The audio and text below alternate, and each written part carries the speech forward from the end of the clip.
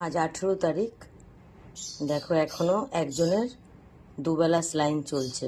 ওর saline চলছে সেই 8 তারিখ থেকে, এখনো পর্যন্ত স্লাইন চলে যাচ্ছে। এই যে আজকে 18 তারিখ, আজকেও হসপিটালে নিয়ে গেছিলাম, এই স্লাইন দিয়ে নিয়ে আসলাম।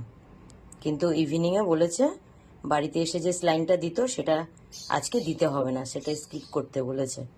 আর এই যে ও যদি সুস্থ হয়, ভালো থাকে, তাহলে এই যে এতগুলো ওষুধ দিয়েছে, এগুলো আবার মানে মুখে খাওয়ানোর ওষুধ।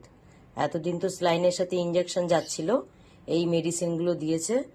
কারণ ওর পটি বমি সবটাই কমেছে, একটু উঠে দাঁড়িয়েছে, তো এই জন্যে ওর এই এই মেডিসিনগুলো সব খাওয়ানোর। যখন সুস্থ ছিল তখনই ওদের জন্য 3 কেজি বড় তেলাপিয়া মাছ আনা হয়েছিল। একদিন না দুদিন খেলো, তারপর থেকে সবই পড়ে আছে ফ্রিজে। ওদের এই যে ভাত বয়েল পড়ে আছে এখনো পর্যন্ত, ওরা তো সবাই চলে গেল। এই যে এটার মধ্যে মাছ বয়েল পড়ে আছে, আর এখানে তো কত কাঁচা মাছ পড়ে আছে এখনো।